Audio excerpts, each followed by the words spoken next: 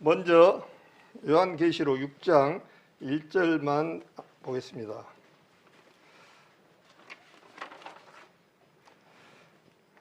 요한계시록 6장 1절 제가 읽겠습니다. 내가 봄에 어린 양이 7인 중에 하나를 떼시는 그때 내가 들으니 네 생물 중에 하나가 우레소리같이 말하되 오라 하기로. 제가 이 앞에 말씀하신 거 기억납니까? 아마 기억 다 잊어버렸을 거예요.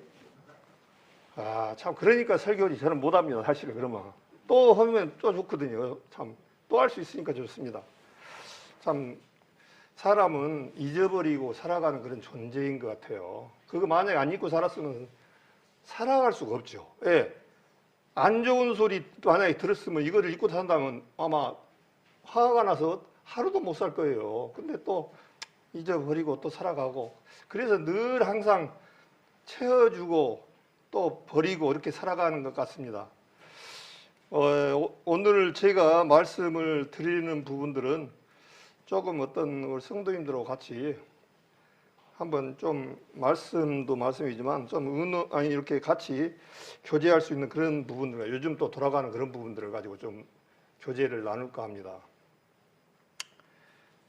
요즘 참 우리 성도님들도 힘들고 다 힘들 거예요. 지금 코로나로 인해서 50%까지 지금 모이고 있습니다. 근데 우리 광명 생명교회는 사람이 적다 보니까 다 나오셔도 돼요. 그러니까 그걸 구애받지 마시고 교회로 나오셔야 돼요. 보통 우리 사람들이 그러잖아요. 나는 믿음이 없어. 성경을 몰라. 믿음이 없어. 그런다고 하네요. 그렇게 말씀한 것이 지혜롭지 못하다, 그런 생각이 됩니다. 믿음은 어디서 난다 했습니까? 들음에서 나는 거예요. 아무리 지금 교회 안에 목사님이건 누구 간에 믿음 없어요. 어디서 나요? 들어야 나요. 이거 믿음은 들으면서 하고, 들으면 말씀으로 말해요. 저도 마찬가지예요. 만약에 한 주간에 이 성경 말씀 안 보고 이렇게 하잖아요. 성경 다 잊어먹어요. 이 성경을 저도 아마 다 우리 성도님도 구름만 오래되신 분들은 아마 몇 독이나 했을까요? 한 40~50독 안 했을까? 그런 생각이 들어요. 그러면 아마 사법고시 합격했을 것 같아요. 만약에 법 공부를 했으면 사법고시 어떤 분이 합격하신 분이 있는데 자기는 책을 11번을 봤다고 하더라고요. 그래가지고 합격했다 하더라고요. 근데 성경 한 40번 봤으면 우리 합격 못 했을까요? 아마 합격했을 것 같아요. 근데 또 잊어먹고 그런단 말입니다. 지금 그 코로나로 인해서 다 참석할 수 있으니까 참석을 해 주셔야 자기 믿음 안에서 자라가요. 그리고 제부터 있어 보니까 집에 있으면요, 마음의 자세가 틀려져요. 이 집에서 유튜브나 생방송을 보는 것하고 직접 듣는 거하고 어느 게 낫던가요? 집에서 있으면요, 30%도 제가 봤을 때는 안 들어와요. 제 경험상으로는. 그러니까 뭐냐면 같이 서로 화답하고 같이 보고 했을 때 유익하고 그것이 말씀이 귀하게 들려진다, 그런 생각이 되어져서 교회에 좀 이렇게 잘 좀 나오셔가지고 우리가 살아가야 된다, 그런 생각이 되어집니다. 제 생각입니다. 이거는 앞으로 제가 생각할 때는 이 코로나 해결 못합니다. 제가 봤을 때는 코로나 이거 백신 맞아도 지금 증명이 돼버렸어요. 아시다시피 제일 이 마스크를 먼저 벗은 나라가 이스라엘이었습니다. 이스라엘이 마스크를 코로나 백신을 맞아가지고 마스크를 다 벗으라 해갖고 벗었는데, 지금 이스라엘에서 뭐라고 됐냐면 다시 많이 지금 감염이 되었어요. 인도발 델타 그 바이러스 때문에. 그러다 보니까 마스크를 다시 이제 실내로 다 쓰라는 거예요. 그러다 보니까 지금 영국도 제일 많이 맞았고, 미국, 영국 그쪽으로 선진국들이 먼저 이 백신을 다 맞았어요. 근데 지금 하루에 8,000명, 10,000명씩이 나와요. 코로나 이게 환자들이. 그러면 결과적으로 뭐냐? 아무리 사람이 꾀를 내도 저는 그렇게 생각합니다. 이거를 안 믿는 사람들이 들을 때는 하나님이 그런 하나님이야, 그렇게 생각하는데, 하나님은 마지막 방법에 약속을 하셨어요. 이스라엘 백성들이 잘못 살고 그럴 때도 항상 4가지가 따라다녀요. 칼과 이 전염병과 기근과 이런 것이 꼭 따라다닙니다. 이 연결고리처럼. 우리 시대도 마찬가지입니다. 하나님께서 이것을 약속한 이랬던 그 징벌이기 때문에 우리 사람이 해결 못 한다고 봅니다. 저는 잠시 조금 약하게 했을 뿐이지 그거를 완벽하게 저는 치유 못 한다고 봐요. 지금 이 세상에 지금 인공위성이 가게 달을 쏘고 달에 인공위성이 사람이 가고 달나라에 어떻게 보면 달에 우주선 쏴서 여행도 하고 그런 시대에 살고 있는데 이 코로나 하나를 해결을 못 해갖고 세계가 지금 쩔쩔맵니다. 사람이 하는 일 같았으면 했겠죠.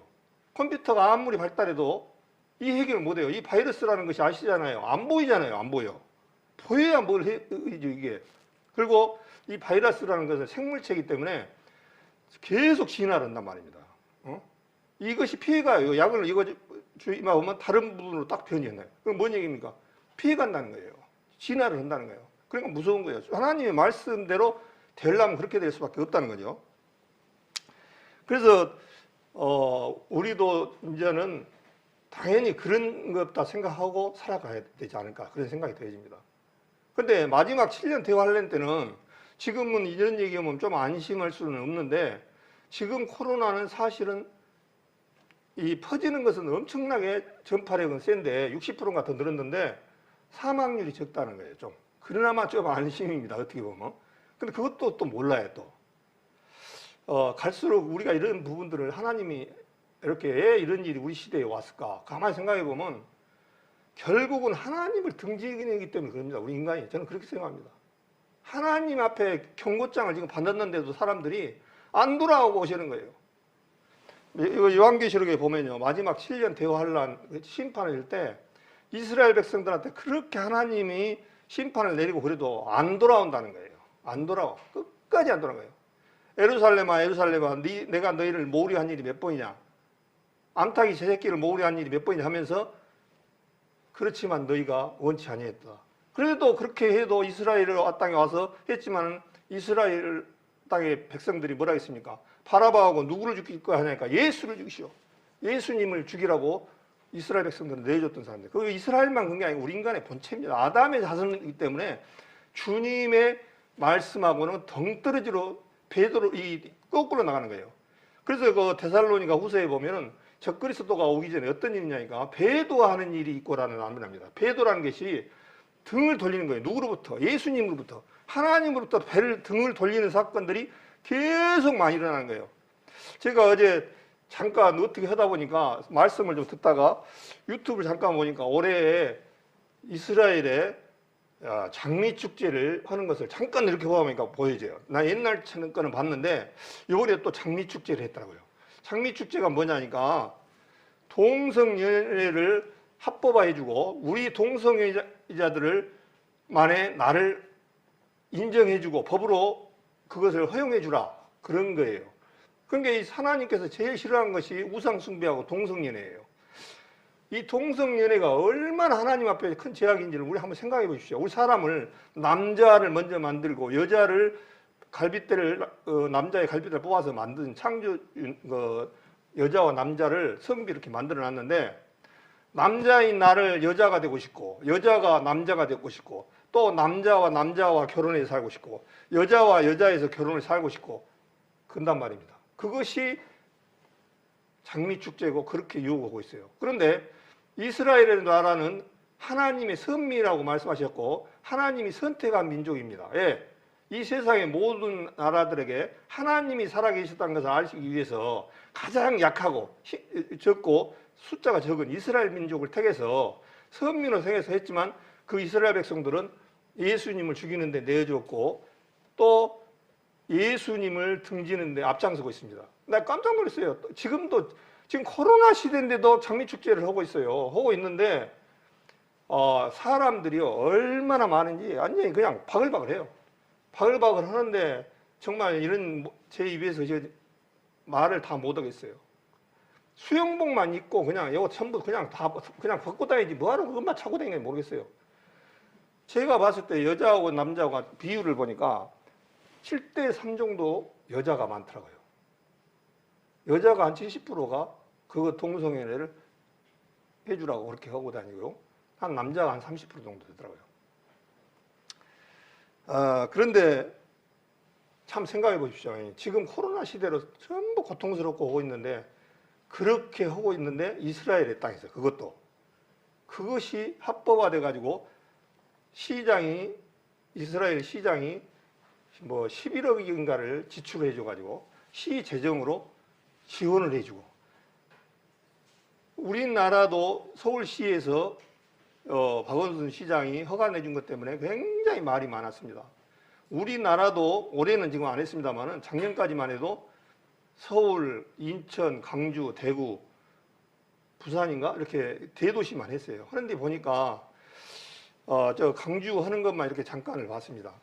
강주 하는 거를 작년에 친가를 보니까 한쪽에서는 서동성연회를 해주라고 하고, 한쪽에서는 기독교 단체에서는 절대 하면 안 된다고 하고, 이 아수라장이 아수라장. 내가 만약에 하나님이라면 이 사람들을 그래서 지옥을 만들어 놨구나. 아, 지옥이 필요하구나. 나는 그걸 느꼈습니다. 아, 안 돼. 도저히 그 사람들 교회에서 나와갖고 그분들을 찾고 막 하소연을 하죠. 이 하나님이 제일 싫은 거고, 이것이 얼마나 큰 것인 줄 아냐고 사정사정하고 기도해도 너는 너고 나는 나고 예수쟁이들 너희들은 관계가 없어, 이런 식이에요. 그래서 지옥이 필요하구나. 저는 그런 결론을 그렇게 내렸어요. 사람이 안 들어. 마지막 갈수록 어떤 일이 하냐니까 배도 오는 일이 일어난 거예요. 이 지금 한번 봐보십시오. 우리 아까도 잠깐 얘기했지만은 우리 세대에 가면 과연 하나님을 섬기는 성도들이 얼마나 남을까? 나 아까 걱정스러워요. 제일 걱정스러운 것이 주님이 이 안에 그때 우리 세대 때 안 오면 다음 세대 때 과연 이 인원이라도, 이 대한민국의 인원이라도 지켜나갈 수 있을까?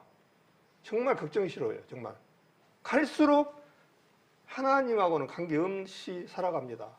온갖 지금 갈수록 하나님하고 등지는 일만 합니다. 계속.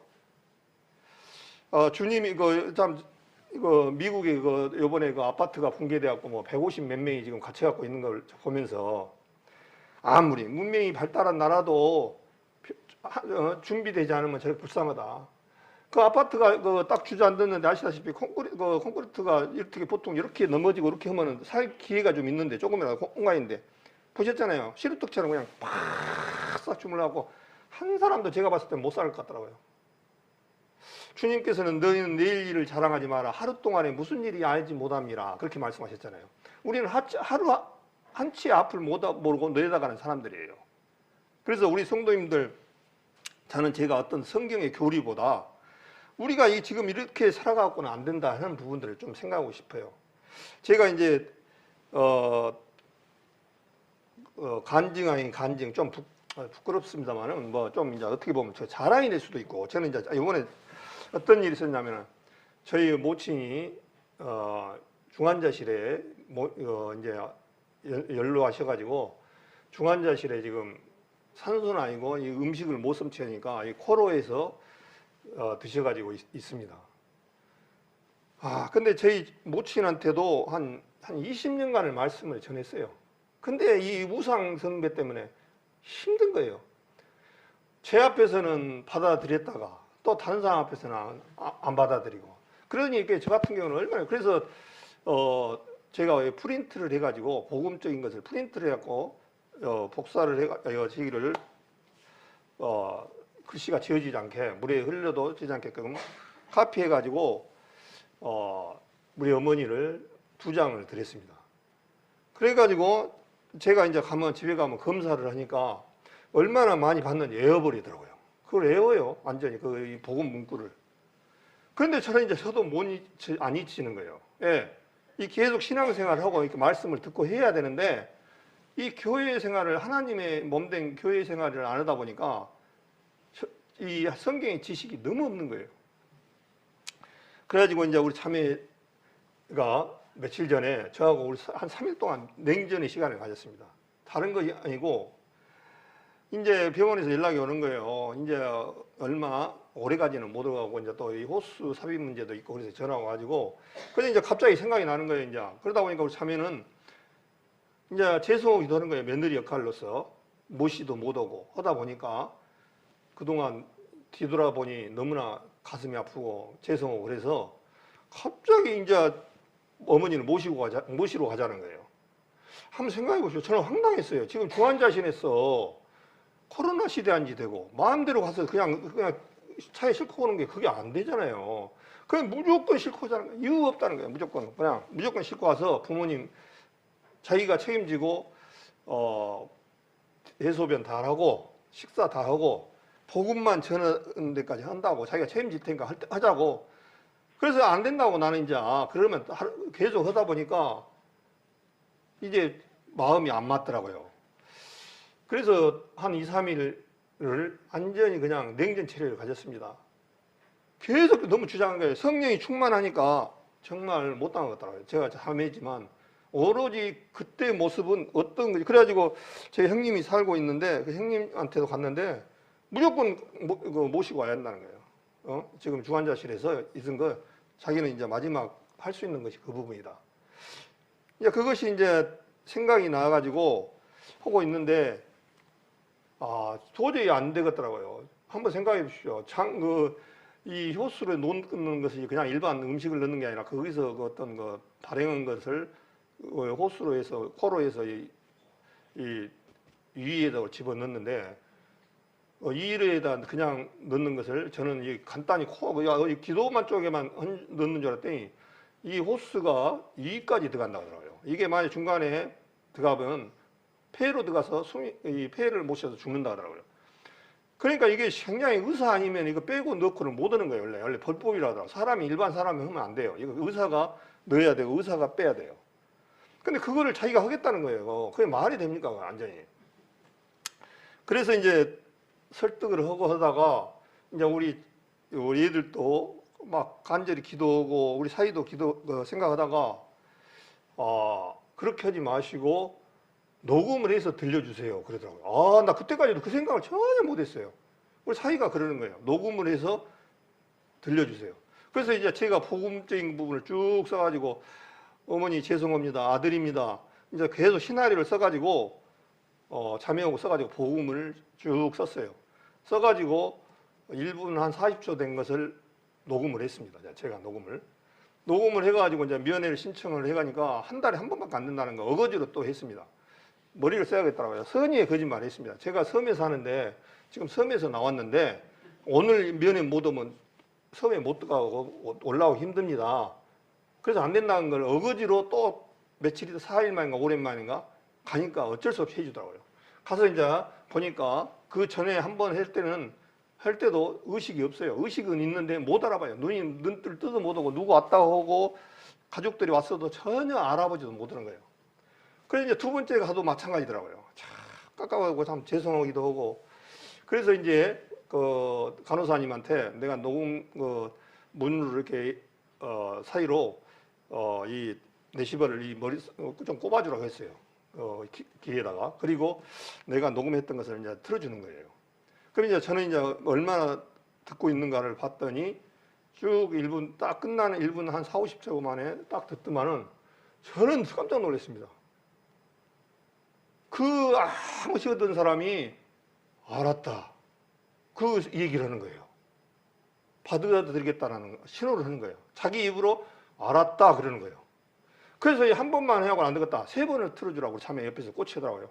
그래서 한 번 더 또 한 번 처음부터 또 틀어줬습니다. 그러니까 듣더만은 또 알았다. 2번 되더라고요. 그 다음에 또 안심이 안 돼요. 그래서 한 번은 이제 또 틀어줬습니다. 그래서 3번 다 알았다. 다 그렇게 응답을 하고 나니까 너무 마음이 이렇게 가볍게 돌아오는 발걸음이 너무너무 가볍고 지금도 마음이 편합니다. 사실은. 너무 어두웠었는데. 그래서 마지막까지 우리 보통 사람들이 그러잖아요. 사람이 죽을 때 가장 끝까지 남는 것이 청각이라고. 그 말이 딱 맞더라고요.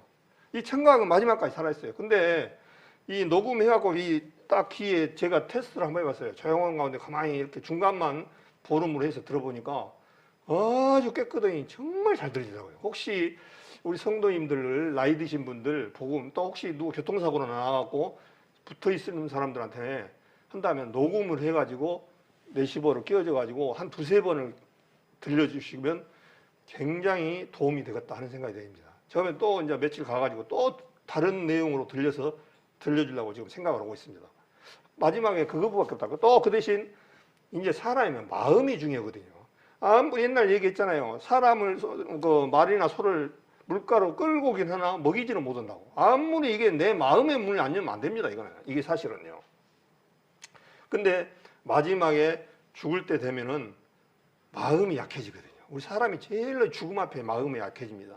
자기 뒤돌아보면, 내 삶에 뒤돌아보면 어떻겠습니까? 우리 그 성경의 찬송가도 제뿐입니다. 그러지 않습니까? 뒤돌아보면 우리가 부모님을 뒤돌아봐도 부모님한테 한 게 하나도 없습니다. 오로지 그냥 죄송하고 그럴 뿐이잖아요.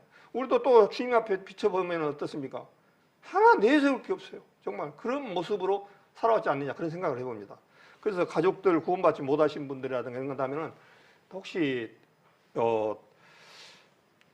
나이 드신 분들 의식이 없고 그러면은 그런 방법을 하면은 굉장히 도움이 되겠다, 그런 생각을 가졌습니다. 그래서 참조를 해주시고 지금 요한계시록을 6장을 제가 요즘 계속했습니다. 사실은 요한계시록 6장 1절부터 17절까지 내용이 마태복음 24장 내용하고 똑같은 내용입니다. 저는 이것을 보면서 정말 성경이요 얼마나 정확한가를 또 실감을 합니다. 지금 요한계시록은 누가 썼죠? 예? 요한계시록을 누가 썼습니까? 예, 사도 요한이 썼습니다. 사도 요한이 반모섬에서 끌려가서 에베소 교회에 있다가 그 당시 이 로마의 황제인 그 황제가 굉장히 악독했습니다. 그래서 하나님 믿는 사람들 잡아다가 이 반모섬이라는 데를 유배를 시켰습니다. 유배를 18개월 동안 시켰는데 그 반모섬이 사람이 안 사는 무인도입니다. 어떻게 보면 그 죄인들을 가두고 죄인들이 가서 일하고 채석장, 돌 깨는 작업을 하는 그런 장소였어요. 그래서 터키 앞바다에서 보면은 얼마 가까워요. 보인다고 그래요. 그래서 거기에 반모섬에 해서 하나님께서 마지막 사도 요한에게 이 요한계시록을 집필을 하게끔 하고 거기서 순교를 당해서 탔던 사람이 이 요한계시록을 썼습니다. 근데 이 요한계시록 내용을 마태복음하고 똑같아요. 근데 마태복음 24장의 내용을 누가 썼죠? 마태복음은?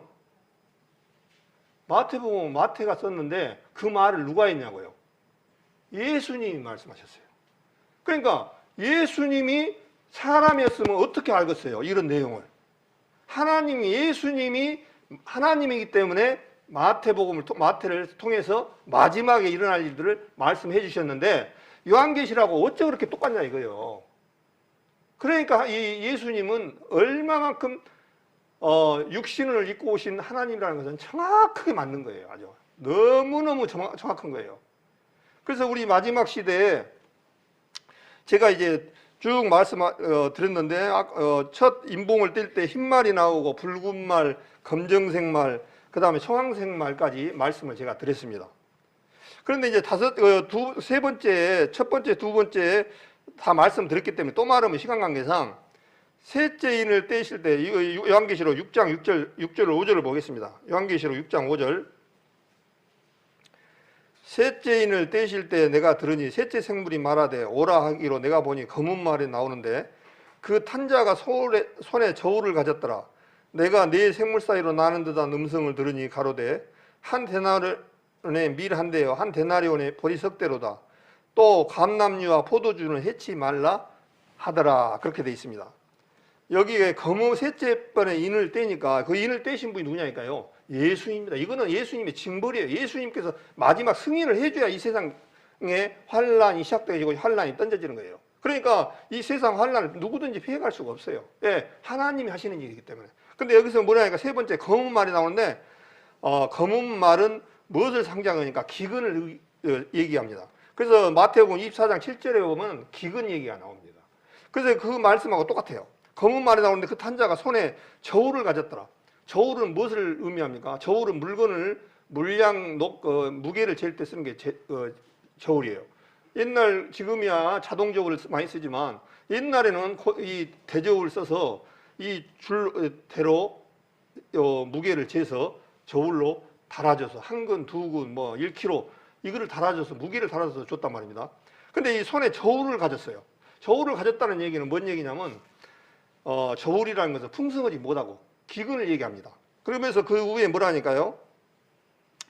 내가 내 생물사에서 나는 듯한 음성을 들으니 가로되 한 데나리온에 밀 한 대요 한 데나리온에 보리색도로다. 이 앞주에 제가 말씀을 똑같이 드렸습니다. 하루 이스라엘 백성들 하루 이러는데 하루 품삯이 한 데나리온인데 하루 품삯 값이 지금으로 따지면 우리는 지금 현재 한 10만 원에서 15만 원 되겠죠. 그 정도예요. 근데 그 15만 원을 벌었는데 여기 뭐냐니까 밀 한 대밖에 못 산다는 거예요. 아니 15만 원을 벌었고 밀 한 대밖에 못 산다는 것은요 기근이에요. 기근. 없어 이제 지금 우리 시대에 앞으로 이제 이렇게 옵니다. 우리 시대에 기근이 오는데 밀 한 대하고 보리 석 대밖에 못 사는 그런 시대가 옵니다. 근데 우리가 지금 실제적으로요, 제가 요번에 보면서 깜짝 놀란 뉴스를 보면서 우리나라도 지금 혁명입니다. 지금 밀양 경상도 쪽하고 충청도 쪽이 사과가 주산지예요. 근데 사과배가 없다네요. 올해 우리는 이제 하나님 믿는 사람들이니까 사과배 제사상에 안 나와도 되는데 사과배를 놓을 사과배가 없답니다. 왜 그러냐니까 요번에 냉해를 입어가지고 사과가 꽃이 피어갖고 열매를 딱 손 한마닥에다까지 딱 열었어요. 근데 이것이 냉해를 입으니까 꼭지가 떨어져 버린 거예요. 쫙 떨어져서 사과 배밭이 쑥대밭이 아예 없어. 사과배가 하나도 없다는 겁니다. 사과 좋아하는 사람들 사과 돈 많은 사람이 또 나중에 사서 먹으면 되겠죠. 어디 수입해서 어떤 간에. 근데 사과배 먹기는 이제 힘들어졌습니다. 사과배가 올해 정말 다 떨어져 버렸대요. 아예 없어요. 우리나라에. 그 다음에 배도 냉해로 다 떨어졌대요. 이쪽 조금만 남고 그 우쪽으로 가 전부. 그 다음에 이제 우리 동서 같은 경우는 감나무 꽃감을 하는데 내가 들리는 얘기가 감나무가 꽃이 피어갖고 똑같이 이렇게 맺었다가 다 떨어졌대요. 차례 하나 두 개밖에 없어. 저도 이제 우리 자매랑 이렇게 가서 보니까 시골에도 가보니까 이쪽은 좀 댄디는 됐는데 고추도 3분의 1이나밖에 안 열렸더라고요. 고추 한 나무에 무지하게 많이 열거든요. 근데 얼마 안 열렸어요. 그 다음에 보성 고흥 쪽으로 가 유자가 많이 옵니다. 아시다시피 유자. 우리 유자청 많이 담았잖아요. 거기도 유자가 다 떨어져 버린 거예요. 냉해를 입어가지고. 그러다 보니까 우리나라도 지금 벌써 몇 가지가 그러니까 사과, 배, 고추, 유자 거기다가 대나무도 지금 많이 죽어버렸어요. 얼어 죽어가지고. 또 제철소에도 보니까 제가 근무를 하다 보니까 나무가 많이 죽었어요. 얼어 죽었어. 너무 논차가 심해서. 그 다음에 또 이 앞에 보니까 우리나라의 쌀 재고량이 3년치인가를 먹고 살 수 있었어요. 근데 지금 쌀 재고도 거의 다 우리나라도 이제 거의 다 바닥이 돼갑니다. 코로나 시대 때 우리나라 수출을 어마어마하게 했어요. 우리나라 쌀이 다른 베트남 같은 쌀보다 3배를 더 받았다고 그래요. 그러니까 쌀 수출하는데 3배 더 주는데 당연히 막 대량을 수출하죠. 그러다 보니까 쌀도 이제 거의 재고가 거의 끝나가고 이제 있습니다. 만약에 우리나라도요 1년만 딱 흉년 들어보면요 나중에 작살 납니다. 먹고 살기 어려운 거예요. 나중에 이게 보통 문제가 아닙니다. 우리도 지금 쌀 넣어가지고 풍성하다고 하지만요 딱 1년만 흉년 들어보면요 먹고 살기 어렵습니다. 근데 마지막 때 이렇게 된다고 주님이 말씀하셨으니까 이렇게 안 되는가 한번 보십시오. 그 다음에 제가 이 앞에 농촌에 갔는데 농촌에 품삯이 엄청나게 올랐답니다. 농촌에 품삯이 18만 원까지인가 받는다고 그래요. 양파 뭐도 캐는데도 삽동나 이러는데 올라가지고 이거 싹 주고 나니까 남은 게 없어. 그래서 왜 그렇게 많이 올랐다요. 그러니까 우리나라의 외국인들이 노동자들이 굉장히 많이 왔습니다. 국가에서 지원을 밀어줬어요. 근데 코로나로 인해서 다 빠져나갔습니다. 여기서 못 견디니까 다 빠져나가다 보니까 일손이 없어요. 이직손이 농촌에. 그러다 보니까 해놓은 것은 그냥 버릴 수는 없고 비싼 인건비를 주고라도 한다고 그렇게 얘기를 하더라고요. 그러다 보니까 인건비가 무지하게 올라버린 거예요. 예? 그러다 보니까 이 주위에 똠산까지 많이 올라버렸다. 그렇게 얘기하더라고요. 나도 깜짝 놀랐습니다. 이게. 아, 참 보통 문제가 아니구나. 제가 이 앞에 말한 대로 프랑스 같은 경우도 프랑스 같은 경우는 따라가 커가지고 어마어마하게 와인이 도로변에 이렇게 포도를 심어놨는데 포도가 다 떨어져버린 거예요. 다 떨어져버려. 그 다음에 떨어지면 괜찮은데 나무가 엄청나게 많이 죽어버렸어요. 얼어갖고. 그러면 이제 그 생산업체, 그것을 먹고 사는 사람들이 이제 힘드는 거예요, 진짜. 힘드는 거예요. 그래서 이거 이 앞에 그랬죠. 베트남에서도 코로나 걸리니까 쌀 수출을 하지 마라. 총리가 딱 문을 닫았습니다. 그러니까 이제 만약에 어떤 사람들은 그래요. 아, 없으면 사 먹으면 되지. 이렇게 평범하게 생각하는 사람도 있어요. 그렇지가 않습니다. 돈이 있어도 나중에 못 사요. 예, 자기 나라 자국을 위해서요. 빗장을 닫아버려요. 나중에 그 베트남 올해 코로나가 심하니까 총리가 뭐라 했습니까? 쌀 수출하지 마라. 다 막아라. 우리 국민도 먹고 살기 어렵다. 그럼 만약에 우리나라도 농사를 졌는데 흉년이 들었다.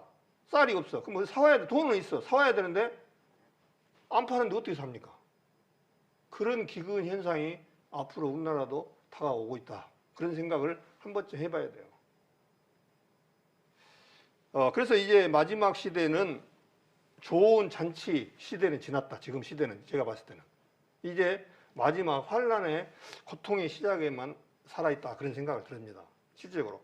그래서 이게 요한계시록에 말씀하는 부분들이 이제 7년 대화 환란은 아직 안 왔어요. 그런데 7년 대화 환란 오면은 한 데나리온 갖고 한 대밖에 못 사는 그런 기근 때가 온다는 거죠. 근데 이게 그러면 기근이 뭐냐? 기근도 올 뿐더러 전쟁이 그 앞에 있거든요. 이 붉은 말이 오면 어떤 게 전쟁이에요. 각 나라마다 전쟁을 하다 보니까 전부 전쟁으로 나가니까 농사질 사람이 없는 거예요. 또 전쟁을 하다 보니까 농사질 틈이 없어요. 그러니 이제 앞으로 전쟁은 앞으로 에스겔서 38장 내용의 부분하고 마지막 아마겟돈 전쟁이 있습니다. 근데 마지막 아마겟돈은 세계 모든 나라들이 이스라엘을 침공하러 가는 거예요. 마지막 전쟁이에요, 말 그대로. 그런데 이스라엘도 거기서는 어마어마하게 죽지만 거기를 마지막 전쟁에서 얼마나 사람이 많이 죽냐면은 요한계시록 나오죠. 여기 잡으시고 요한계시록 한번 보겠습니다. 16장에 보니까 요한계시록 14장입니다. 요한계시록 14장에 보니까 요한계시록 14장 19절부터 제가 읽겠습니다. 옛날에 했기 때문에 14장 19절 천사가 낫을 땅에 휘둘러 땅에 포도를 거두어 하나님의 진노의 큰 포도주 틀에 던짐에 성 밖에서 그 틀이 밟히니 틀에서 피가 나서 말굴레까지 닿았고 1600 스타디온에 퍼졌더라. 그렇게 됐습니다. 1600 스타디온을 대충 계산해 보니까 한 300km 된다고 그래요. 그러니까 300km를 피를 말굴레가 뭐냐면 키 밑에까지 이걸 말굴레라고 그래요. 근데 이 밑으로 이렇게 짐승들 못 먹게 이것을 씌운 거 그것까지를 말굴레라고 하는데 그 높이까지 뭐가 흐르냐니까요. 피가 흐른다는 거예요. 그러니까 마지막 아마겟돈 전쟁에는 이 세상 거의 한 반이 죽는다고 전문가들은 얘기하더라고요. 한 반은 지금 예를 들어 한 80억이면 한 40억이 죽는다고 봅니다. 근데 중국의 전쟁, 기근, 전염병 이런 걸로 이제 마지막 끝나는 시대가 옵니다. 참 이런 것 들으면 우리 하나님 믿는 사람들이 공포만 주냐 그런데요. 있는 그대로 우리는 살아가야 됩니다. 근데 우리는 걱정할 것이 없습니다. 예. 하나님이 약속하시는 의에 거하는 바 새하늘과 새 땅을 받았다는 말씀처럼 우리는 7년 대환란이 일어나기 전에 어떤 일이 있냐니까 휴거 사건이 일어납니다. 우리 구원받은 사람들은 휴거 사건이 일어나서 주님 앞에 들림을 받는 일이 일어납니다. 그래서 우리는 소망이 있고 기쁜 거예요. 그 전에 하나님 앞에 우리는 구원받지 못한 가족들은 어떻게 하겠습니까? 구원받게끔 해야죠. 이것보다 더 큰 것이 없어요.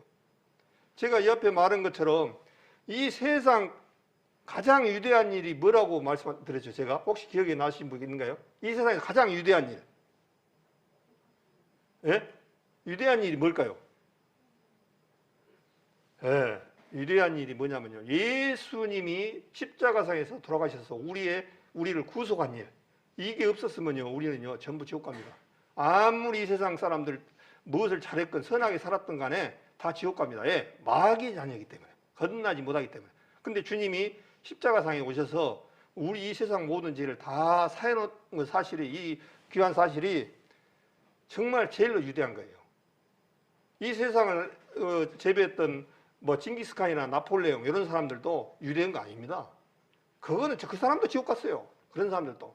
그런데 주님이 해놓으신 이것이 가장 위대한 거예요. 정말. 그래서 시편 49편에 존귀에 처하나 깨닫지 못하는 자는 멸망하는 짐승과 같다. 그렇게 갔어요. 우리 사람이 가장 존경합니다. 이 세상에서. 이 세상에서 사람을 왜 존경하냐면 하나님의 영을 가졌기 때문에 존경한 거예요. 그래서 하나님을 우리 사람들이 존경하는 이유가 하나님의 영을 가져서 하나님을 알아먹을 수 있는, 하나님을 주님으로 받아들일 수 있는 것은 사람밖에 없습니다. 그래서 원숭이가 이 앞에 보니까 엄청나게 뭐 재주도 좋고 해요. 근데 딱 못하는 것이 너무나 잘 알잖아요. 기도를 못해. 아무리 가르쳐도 원숭이가 기도는 못한대. 그 안에 영이 없기 때문에. 영적 존재가 아니기 때문에. 그래서 만물의 영장인 사람을 그러잖아요. 만물의 영장인 사람이 가장 존귀한 거예요. 사람이. 그래서 이제 지금 이제 갈수록 이런 말씀과 우리 시대에 정말 이 아침 저녁으로 일교차도 너무 심해지고 어떻습니까? 우리 여름에는 저녁에도 팍팍 찌고 하는 것이 사실은 좋습니다. 건강에도 좋고 동식물 그다음에 식물이 자라는데 따뜻해야 풍성하고 과일도 맛있고 모든 것이 좋습니다. 그런데 지금 겨울인데도 여름인데도 지금 저도 이불 덮고 자요. 혹시 자면은 불도 때리더라고요. 이런 날에 지금 오늘이 6월 27일이죠. 7월달 다 됐어요. 여름이에요. 그런데 낮에는 더운데 저녁에는 춥죠. 이게 바로 냉이를 입는 거예요. 농작물이 낮에는 열심히 했다가 견디지를 못하는 거예요. 그러다 보니까 이제 이렇게 되면요, 벼도 쭉쟁이가 많이 나옵니다. 옛날에 태풍과 보면 바람 맞았다고 하면 쭉쟁이밖에 없어요. 이 벼를 보면은. 저도 시골 살아서 잘 압니다. 바람 맞았다고 하면은 농사를 이렇게 뜯어서 탈곡을 해보면요, 알곡이 없어요. 알곡이 쭉쟁이 아니고 끝들이 조금 있고 쌀 농사 버리는 거예요. 그런 것처럼 정말 너무 냉해로 심해서 모든 농작물이 지금 어려운. 그래도 우리나라는 축복받은 것이 뭐냐면 비닐하우스가 발달했어요. 다 비닐하우스가 발달하는 나라에서는 견디지를 못합니다. 지금 먹을 것이 없을 정도. 근데 우리나라는 그나마 딸기 이런 수박 이런 거 참외 이런 것이 잘 나와요. 상추니 뭐 이런 거. 왜냐하면 비닐하우스가 이렇게 발달이 잘 돼가지고. 그래서 아마 우리나라는 지금 났습니다. 근데 이것도 비닐하우스도 어디 남아나겠습니까? 하늘에서 우박이 한 번 떨어지면 뭐 끝장이죠. 이것도. 그 다음에 7절에 요한계시록 7절 보겠습니다. 6장 7절을 보겠습니다. 6장 7절 넷째 인을 떼실 때 내가 넷째 생물의 음성을 들으니 가로되 오라 하기로 내가 봄에 청황색 말이 나오는데 그 탄자의 이름은 사망이니 음부가 그 뒤를 따르더라. 저희가 땅 4분의 1의 건설을 얻어 검과 흉년과 사망과 땅의 짐승으로서 죽이더라. 그렇게 되어 있습니다. 여기 제가 이 앞에 말씀하셨죠. 검과 힘과 검은 전쟁이고 흉년 여기 기근입니다. 흉년이 온다는 거예요. 흉년과 사망과 땅의 짐승으로서 죽이더라. 땅의 짐승이 곧 이제 우리 코로나처럼 짐승으로서 이제 나중에는 아마 우리 참 이런 얘기하면 죄송합니다만은 나중에 애완견 못 키울 겁니다. 예, 애완견으로 이제 병이 옮기는 거예요. 심하게. 지금도 사자가 코로나 걸려갖고 죽었던 그런 인터넷에 뜬 거 봤죠? 뉴스에 봤죠? 사자도 코로나가 걸려갖고 죽었어요. 그 다음에 고양이도 마찬가지고. 근데 이제 이거는 그냥 이제 지금 살짝 보여준 거예요. 하나님 살려요. 이제 조금 있으면 애완견으로 이제 그런 걸로 짐승, 바깥에 있는 짐승으로서도 사람이 옮기고 죽는 그런 현상이 온다고 주님께서 지금 말씀을 하셨습니다. 그래서 이 말씀을 드렸기 때문에 그냥 지나가고, 그 다음에 6장 9절에 이것도 마찬가지입니다. 다섯째 인을 떼실 때 내가 보니 하나님의 말씀과 저희가 가진 증거를 인하여 죽임을 당한 영혼들이 제단 안에 있어 큰 소리로 불러 가로되 거룩하고 참되신 대주제여 땅에 거하는 자들을 심판하여 우리 피를 신원하여 주시지 않으시기를 어느 때까지 하시려나이까 하니, 이렇게 되어 있습니다. 그래서 신원이란 말이 뭐냐면 이 7년 대화 환란 때 이 내용입니다. 7년 대화 환란 때 어떤 일이냐니까 엄청난 유대인들과 많은 사람들이 적그리스도 통치하에서 이제 죽어갑니다. 그래서 이 사람들은 끝까지 뭐냐니까 투표를 받을래 죽을래 하면 순교를 택한 사람들이에요. 근데 이 사람들이 뭐라 하냐니까 죽어가지고 하나님의 제단 아래 있는데 언제 우리 억울한 일을 복수해 주시렵니까? 하나님 복수해 주십시오, 그 얘기예요. 지금 그 내용입니다. 그러니까 하나님이 뭐라 하냐면 흰 두루마리를 주면서 흰 두루마리를 줬다는 얘기는 뭐냐면 약속이에요. 약속. 잠시 기다려라. 이 순교자가 다 차기까지 기다려라. 그 다음에 심판을 하겠다. 그렇게 말씀하셨어요. 그래서 우리 구원받은 사람들 보통 보면 그러잖아요. 저 김일성이, 김정일이 저런 놈도 안 되고 누구 강도 살인자 저런 사람들 하나님이 안 데리고 가고 뭔다냐 이렇게 하죠. 잠시 기다려줘. 그 전도서에도 그러잖아요. 악한 일에 심판이 징벌이 신속히 되지 아니하므로 저희가 악을 행하기에 담대하도다. 우리 사람들은 지금 그래요. 하나님 있으면 당장 심판을 해봐라 이렇게 해요. 근데 주님은 뭐라 하냐면요, 심판을 하는 날이 있는데 기다리라, 그 얘기예요. 기다려라. 기다리라는 게 기다리는 거야. 그래서 로마서에도 뭐라 했습니까? 형제가 줄이거든 먹이고 그 불을 머리에 쌓아 놓으라 그랬잖아요. 그러니까 그 심판을 하나님 해 주신다는 거예요. 그래서 우리 그리스도인들이 옛날에 순교당했던 사람들도 다 마찬가지예요. 그 대가를 분명히 하나님께서 해 주신다는 거예요. 마찬가지예요. 우리도 구원받은 사람들도 하나님을 향해서 어떻게 살았냐에 대한 의의 심판이 있어요. 그런 심판이 있다는 사실을 알으셔서 하나님은 공의의 하나님이라는 것을 꼭 아셔야 돼요. 절대로 하나님은 그냥 사랑의 하나님만 있는 거 아니에요. 공의의 하나님이에요. 공과 사를 딱 구분하는 거예요. 그 다음에 이것은 그냥 넘어가고 12절에 보니까 내가 보니 여섯째 인을 떼실 때 큰 지진이 나며 해가 총단같이 검어지고 온 달이 피같이 되며 하늘의 별들이 무화과나무가 대풍에 흔들려서 과실이 떨어진 것 같이 땅에 떨어지며 하늘은 종이축 말리는 것 같이 떠나가고 각 산과 섬이 제자리에서 옮기움에, 그렇게 되어 있습니다. 마지막에는 여섯째 때에는 하나님께서 딱 떼버리니까요 지진이 나고 그 다음에 해가 총단같이 검어진다네요. 해가 총단같이 검어진다는 얘기는 검은색으로 해가 돼버린다는 거예요. 그 다음에 온 달이 피같이 된다는 거예요. 이 세상 우주 질서적인 부분이 깨지는 거예요. 우주적인 질서가. 이제 만약 해가 떠서 지금 낮이다 보니까 우리가 지금 훤히 이렇게 살잖아요. 근데 이것이 3분의 1이 감한 이 빛을 내면은 낮이 어두컴컴해집니다. 그렇게 된다는 거예요. 이제 마지막에는 어떠냐니까 지진이 나고 해가 그렇게 되고 온 달이 피같이 되는 거예요. 원래 달은 빛을 내지를 못합니다. 그러니까 하나님의 성경이 얼마나 장난가요. 온 달이 피같이 되는 거예요. 달은 빛을 낼까요? 못 낼까요? 예, 달은 빛을 못 냅니다. 해를 비쳤던 것을 반사한 것이 달입니다. 그러니까 해가 3분의 1 정도 감해지니까 해가 총단같이 온 달이 피같이 되는 거예요. 지금 달은 막잖아요. 근데 이것이 해가 망가지니까 달도 망가지는 거예요. 정확히 말씀하신 거예요. 이렇게 된 거예요. 그 다음에 하늘의 별들이 무화과나무 대풍에 흔들려진 과실같이 떨어진다는 거예요. 땅에 떨어진 거예요. 전체 그 많은 별들이 떨어지는 거예요. 지금 하나님께서 딱 잡고 있는 거예요. 질서대로 지금까지 유지가 돼요. 근데 그것이 딱 이제 마지막 때는 주님께서 흐트러버리고 딱 이 세상을 마지막 끝내기 위해서 모든 전체 질서적인 부분이 흔들리게끔 딱 만들어 놨어요.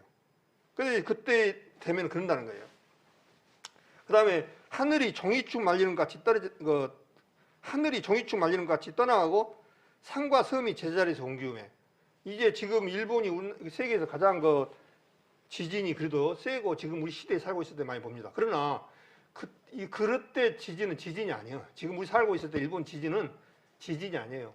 이 세상 바벨탑을 주님께서 표현하는 부분이 이 세상하고 로마를 말씀을 하고 계시는데 로마 그거를 바벨탑을 얘기하는데 그때 이제 마지막에 어떤 일이냐니까 모두리 다 흔들어서 다 이 세상을 끝냅니다. 이제 미국에 이번에 제가 아까 말씀했지만은 16층인가 몇 층인가 10몇 층인가 그 아파트가 그 참 미국이라는 나라가 뭐 불량으로 지었겠습니까?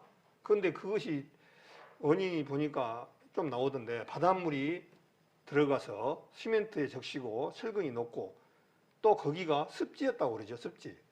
그러다 보니까 어떻습니까? 습지다 보니까 조금 내려앉으니까 그대로 그냥 하면서 그 동영상을 보셨죠? 그 무너지는 장면, 그 동영상은 뉴스에도 나오고 하냐 보니까 그냥 순식간에 몇 초 만에 그냥 부두두두 그냥 떡시처럼 주저앉아 버린 거예요. 그러니까 그 안에 그 살았던 사람들이 지금 몇백 명이 지금 집 안에서 그 안에 있었을 거 아닙니까? 그때 밥 먹은 사람도 있을 거고 텔레비 본 사람도 있었을 거고 그 안에 거기서 뭐 컴퓨터도 한 사람도 있었을 거고 또 그 안에서 집에서 전화도 한 사람도 있었고 여러 부류가 아니었습니까? 근데 그 순간 그대로 그냥 기혈도 없이 그냥 따다다닥 해서 딱 압착해 본 거 아닙니까? 참 하나님을 섬기지 않고 살아가는 사람들은 정말 배짱이 좋은 사람들입니다. 저는 그렇게 생각이 돼요. 간이 배만큼 나왔어. 저는 그렇게 생각해요. 이 세상 사람들은요, 하나님 안 믿는 사람들 다음대 얘기하는데 그 사람들은 정말 정신병자들이에요. 저도 하나님을 없다라고 그랬겠지만 알고 보니까 정말 우둔했던 사람들이에요. 그래서 이 하나님을 섬기고 살아가는 것은 필수입니다. 필수. 우리가 잘 되든 못 되든 주님으로 말미암아 살아가고 있다는 것을 깊이 간지고 가야 되지 않느냐 그런 생각이 됩니다. 그래서 이 성경을 보니까 여섯째일 때니까 지진이 나고 해다가 총동같이 검어지고 달이 피같이 되고 별들이 무화과나무같이 우수수 떨어진다고 그래요. 그러면 이걸 이만희 같으면 또 영적으로 어디다 막 붙입니다. 이제 뭐 어디서 말씀을 가지고 자기 어떤 이상이라든가 뭐 환상 같은 걸 봤다고 뭐 이런 식으로. 근데 우리는 성경에서 찾아야 돼요. 다른 데 찾으면 안 돼요. 성경은 성경으로 가지고 풀어야 돼요. 그래야 정확하게 100%입니다. 근데 이 말씀을 답이 어디가 신약이 어디냐니까요. 히브리서 13장을 보겠습니다. 히브리서 12장을 보겠습니다. 요한계시록 12장은 딱 맞춰놓고 6장 12절을 맞춰놓고 히브리서 12장 26절부터 제가 읽겠습니다. 히브리서 12장 26절 그때에는 그 소리가 땅을 진동하였거니와 이제는 약속하여 가라사대 내가 또 한 번 땅만 아니라 뭣도 진동하리라고요? 하늘도 진동하리라. 마지막 때 어떠냐? 우리가 보통 보면요, 땅만 지진이 일어나고 우르르하고 일본 집이고 뭐고 무너졌어요. 근데 주님께서 뭔다고요? 하늘도 진동하리라 하셨느니라. 그러니까 땅만 지진하는 거야. 하늘도 한번 하나님이 흔드는 날이 있다는 거예요.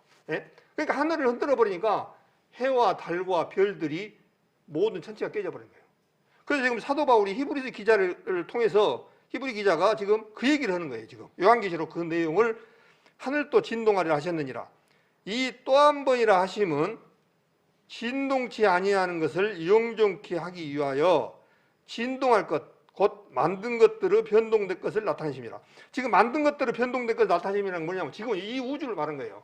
지금 이 우주가 근데 변한다는 거예요. 지금 그 얘기예요. 만든 것들의 변동된 것을 나타내심이니라. 해와 달과 이런 것을 흔들어서 다 하시니까 이 지구는 이제 끝이 납니다. 그러면서 28절에 뭐라 했습니까? 그러므로 우리가 진동치 못할 나라를 받았은즉 은혜를 받자. 이로 말미암아 경건함과 두려움으로 하나님을 기쁘시게 섬길지니 그렇게 됐습니다. 그러므로 우리가 진동치 못할 나라가 왔다 했습니다. 진동치 못한다는 얘기는 뭐냐니까 진동을 하지 않는 그런 나라가 준비되어 있다. 그 얘기입니다. 지금. 그러면 준비되어 있는 그 나라가 뭘까요? 예. 그러려면 성경을 한 장 반장을 넘어서 22절에 보겠습니다. 지금 18절부터 21절까지는 지금 뭔 얘기를 하냐니까 땅의 시내산을 얘기합니다. 율법을 주신 시내산에서 그 모습을 출애굽기 19장에 나와 있는 시내산에서 모세가 하나님 앞에 법궤를 받았던 그런 장면을 말씀하시고 그러면서 그것을 설명하고 22절에 그러나 너희가 이룬 것은 시온산과 살아계신 하나님의 도성인 하늘의 예루살렘과 천만 천사와 그렇게 되어 있습니다. 여기 지금 시온산이라는 게 뭔 산일까요? 어디를 말할까요? 시온산과 살아계신 하나님의 도성. 도성이라는 것은 왕이나 이런 사람들이 거두는 것을 도성이라고 그래요. 도성. 한성, 도성 이런 때 도성. 그러면서 하늘의 예루살렘과 천만 천사와 우리 여기서 말하는 시온성은요, 새하늘과 새 땅인 천국을 말합니다. 여기는 흔들림이 없고 진동치 않고 변동되지 않을 나라라는 거예요. 그래서 저 다니엘서도 보면 이 세상은 돌이 하늘에서 떨어져서 하나 때리는데 망하지도 않은 그런 나라가 있다는 거예요. 그 나라가 뭐냐니까 하나님의 나라고 시온성이 곧 앞으로 데려 나올 그 천국이란 얘기예요. 그 내용이 요한계시록 21장에 나옵니다. 요한계시록 21장을 한번 볼게요. 요한계시록 21장은 마지막 새하늘과 새 땅이 내려오는 그런 모습입니다. 요한계시록 21장 1절. 또 내가 새 하늘과 새 땅을 보니 처음 하늘과 처음 땅이 없어졌고, 처음 하늘과 처음 땅이 없어졌다는 얘기는 이 세상이 어떻습니까? 없어진다는 거예요. 그럼 없어지는 아까 그 요한계시록 6장에도 하늘의 해가 컴컴해지고 달이 빛을 잃어버리고 별이 떨어져 버리고 이제 이 세상 질서가 무너져 버리니까 이 세상은 없어지는 거예요. 그래서 히브리 기자를 통해서 변동될 것을 나타낸다 그렇게 말씀했어요. 이 세상은 변동되는 거예요. 움직이는 거예요. 그런데 변동치 아니한 나라를 받았다. 그것이 뭐냐? 시온성이다. 근데 그 시온성이 뭐냐니까 새하늘과 새 땅인 천국이다. 그 얘기입니다. 지금 그 얘기를 사도 바울이 지금 히브리서 말씀을 들어서 얘기합니다. 근데 이 새 예루살렘이 내려오는데 이것이 이 성은 영원히 망하지도 않고 영원히 흔들리지도 않는 그런 나라다. 그 얘기입니다. 그래서 새하늘과 새 땅이 내려오는데 하나님께도 하늘에서 내려오니 그 예비한 것이 신부가 남편을 위하여 단장한 것 같더라. 내가 들으니 보좌에서 큰 음성이 나서 가로되 보라 하나님의 장막이 사람들과 함께 있음에 하나님이 저희와 함께 거하시리니 저희는 하나님의 백성이 되고 하나님은 친히 저희와 함께 계셔서 모든 눈물을 그 눈에서 씻기심에 다시 사망이 없고 애통하는 것이나 곡하는 것이나 아픈 것이나 다시 있지 아니하리니 처음 것들이 지나갔습니다. 처음 것들이 지나갔다는 얘기는 여러 가지 포함되어 있습니다. 아담의 자손에서 하나님의 백성으로 바뀌어졌고 아담의 마귀의 자녀에서 하나님의 백성으로 바뀌어져서 처음 것들이 다 지나가서 이 안에는 시온성 곧 새하늘과 새 땅에 들어갈 사람들은 하나님의 백성이어야 되고 거듭나야 되고 제사함 받아야 되고 구원받은 사람만이 여기에 들어갈 수 있는 거예요. 근데 여기 들어갔던 사람들이 누구고 갔냐니까 하나님하고 같이 있다는 거예요. 근데 그분이 주님이 그동안 어렵게 살았던 사람들의 눈물을 닦아주신다는 거예요. 새 예루살렘에서. 근데 그러면서 거기에는 어떤 일이냐? 첫째, 사망이 없다는 거예요. 사망이. 죽음이 없어요. 이 세상에 왜 죽음이 왔습니까? 우리 그걸 알아야 돼요. 왜 사람들 주위에 구원받지 않는 사람이든 어떤 사람이 죽는다. 왜 죽는가? 그걸 알아야 되잖아요. 죄의 싹은 뭡니까? 사망이에요. 죄 때문에 죽는 거예요. 그러면 하나님의 백성이 시온성인 예루살렘에는 죄 있는 사람이 들어가요? 없는 사람이 들어가요? 그러죠. 없는 사람이 들어가면 죄가 없는 사람은 죽을 수 있을까요? 없어요. 그러니까 성경이 딱 맞아요. 사망이 없고 사망이 없으면요 어떤 일이냐니까 애통하는 일이 없어요. 이 세상에서는 왜 애통한 일이 있습니까? 억울하고 슬픈 일이 없고 또 가족들이 죽으면 울고 슬픈 일이 있냐니까 죽음 때문에 그런 거예요. 죽음 때문에. 죽음이 없어지니까 이제 애통할 일이 없는 거예요. 예? 그 다음에 곡하는 것이나 왜 웁니까? 이 세상 다 대부분 다 이별하고 죽은 것 때문에 슬퍼서 우는 거예요. 곡하는 것이나. 그 다음에 아픈 것이 다시 있지 않느냐. 이 우리 사람도 아픈 것은 왜 왔냐니까요. 죄 때문에 온 거예요. 죄. 이 로마서에 보면은 로마서 8장을 한번 보겠습니다. 로마서 8장 못 찾으시면은 그냥 그냥 들으시면 됩니다.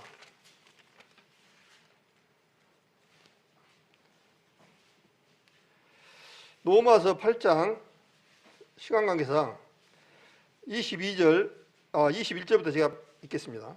로마서 8장 21절. 그 바라는 것은 피조물도 썩어지며 종노릇한 데서 해방되어 하나님의 자녀들의 영광의 자유에 이르는 것인지라. 피조물이 이제까지 함께 탄식하며 함께 고통하는 것을 누가 아느니 이뿐 아니라 우리 곧 성령의 처음 읽은 열매를 받은 우리까지도 속으로 탄식하여 양자될 것 곧 하나님의 양자될 것 곧 우리 몸의 구속을 기다리느니라. 그렇게 말씀했습니다. 그래서 피조물이 다 이제까지 함께 탄식한다는 것은, 피조물이라는 것은요, 이 세상의 모든 게 다 피조물입니다. 근데 동식물도 이 사람 하나 잘못하기 때문에 고양이, 개도 마찬가지입니다. 그 애들도 간절히 바라고 있다는 거예요. 뭘 바라보고 있냐? 주님 오실 날을. 그렇게 말씀하고 있어요. 왜 그러냐면 고양이, 짐승, 고양이 키워보면, 개 키워보면 어떻습니까? 피부병 걸리면 어떻던가요? 고통스럽고 막 힘들어오고 또 병이 들으면 아프고 막 힘들어하잖아요. 비누도. 피조물인 짐승도 똑같이 하나님을 오기를 기다린 거예요. 그것 때문에, 사람이 지은 죄 때문에 짐승들까지 어떤 년가 저주를 받았어요. 근데 그 저주 때문에 이 짐승들도 기다리고 있어요. 그래서 주님이 오셔서 이제 그 짐승들도 회복이 되면 천년왕국에서는 어떤 일이 있느냐? 짐승들이 옛날 에덴 동산에서 창조됐던 모습으로 회복되어서 어린아이에 어떻습니까? 사자굴에다가 이 독이 있는 뱀의 손에를 넣었는데 뱀이 물어도 독이 없어져 그래요. 그 다음에 사자가 어린 아이들한테 끌려다니면 하네요. 한번 보십시오. 사자 이미 그것을 애기들이 끌려다녔습니까? 또 사자가 풀을 먹어요. 그런데 처음에 사자는요 육식동물이 아니었습니다. 우리 성경의 창세기에서 보면 사자 동물도 육식이 아니었고 채소를 먹었어요. 근데 죄를 짓고 나서 어떤 일로 바뀌어졌냐면 육식동물로 바뀌어진 거예요. 그래서 우리 사람들이 고기를 많이 먹잖아요. 그러면은 더 악해져요. 육식을 좋아하는 사람과 채소 사람의 성품을 비교한 그런 부분도 있어요. 그런데 육식을 많이 먹고 자란 사람들이 굉장히 성격이 까칠하고 더 그런다고 하더라고요. 왜 그러냐면 그게 하나 표상이에요. 표상. 그래서 히브리서 다시 아까 그 12장으로 한번 보겠습니다. 히브리서 12장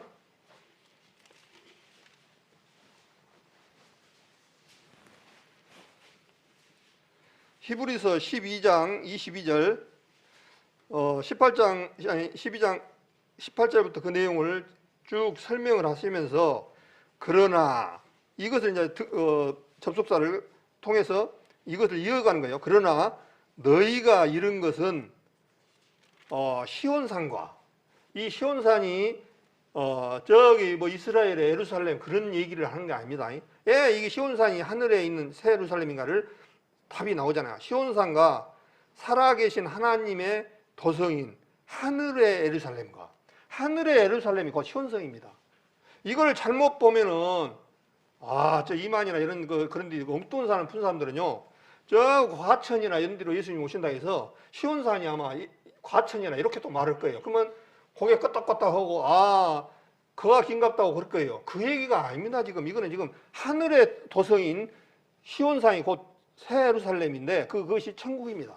그것이 천만 천사와 그 하나님을 보좌하고 있는 분들이 누굽니까? 천사들이잖아요. 근데 천만 천사라니까 이거는 이제 천만 천사라니까 1000만 명이 있다 그 얘기를 하는 게 아니고 그만치 많다. 천사들이 천만 천사처럼 많다 그 얘기입니다.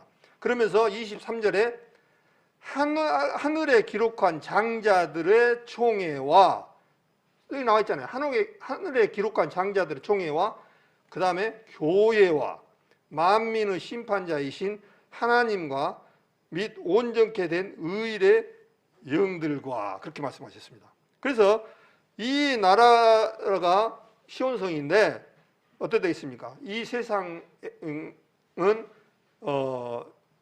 변동되는데 진동치 못할 나라를 우리는 받았다는 거예요. 예제 세르라는 세르삼은 지진이나 있다 어떤 것도 없다는 거예요. 예, 거기는 죄인이 없기 때문에 환란과 이런 것이 없다는 거예요. 그 변동치 아니한 나라를 받았다는 거예요. 그래서 이 세상은 아까 그 요한계시록의 말씀처럼 그래서 마지막 때 해가 망가지고 달이 망가지고 별이 망가지고 하는 시대가 오는 거예요. 실제로. 그러면 이것을 신약에 들어있는 것은 분명히 구약에도 있어요. 성경의 대부분 보면 구약과 신약은 이렇게 연결이 돼 있어요. 그러면 그걸 한번 찾아봐야 돼요. 그러면 구약에 있을 때 뭐라고 말씀하셨는가를 한번 찾아볼 필요가 있습니다. 이사야서 13장을 보겠습니다.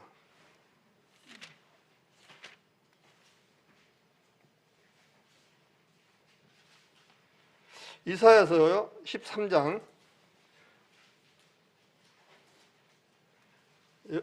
이사야서 13장 6절 너희는 애곡할지어다 여호와의 날이 가까워졌으니 여기서 여호와의 날 구약에서 여호와의 날이 나오면은 7년 대환란 마지막 때를 말합니다. 그러니까 여호와의 날이 가까이 왔으니 여호와의 날이 가까웠다는 것은 뭐겠습니까? 마지막 심판이 가까웠으니 이것은 구약 때 지금 이사야를 통해서 말씀하신 거예요.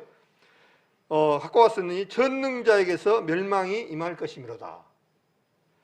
그러므로 모든 손이 피곤하며 각 사람 마음이 녹을 것이며 이 마지막 때 주님이 오실 때는 우리 마음이 녹을 것이라는 게 뭐라 했습니까? 마음이 기뻐야 되는데 그런 것이 없다는 거예요. 마음이 완전히 너무나 힘들고 고통스러운 그런 시대로 접어들 것이다 라고 구약에서도 지금 말씀하고 있습니다. 8절에 그들이 놀라며 괴로움과 슬픔에 잡혀서 임산한 여자같이 고통하며 서로 보고 놀라며 얼굴은 불꽃 같으리로다. 그때 주님 마지막 올 때 어떤 일이냐니까 임산한 여자, 임신한 여자가 저는 자녀를 안 낳아봐서 모르겠습니다만 자매님들은 잘 아실 겁니다. 그 해산의 고통이 점점 가까워지면 어떻습니까? 더 고통스럽고 불안하고 또 어디 가지도 못하고 그렇지 않겠습니까? 그 지금 그 얘기인 거예요. 손이 피곤하면 각 사람의 마음이 물 것이고 놀라며 괴로움과 슬픔에 잡혀서 임신한 여자같이 고통하며 서로 보고 놀라며 얼굴은 불꽃 같으리라. 그러니까 고통스러우니까 이제 얼굴 빛이 평화로운 것이 아니라 불꽃 같다는 거예요, 사람이. 그러면서 9절에 여호와의 날, 여기도 여호와가 또 나오죠. 여호와의 날, 곧 잔혹히 분냄과 맹렬히 노하는 날이 임하여 땅을 항목케 하며 그 중에서 죄인을 멸하리니 그렇게 말씀하셨습니다.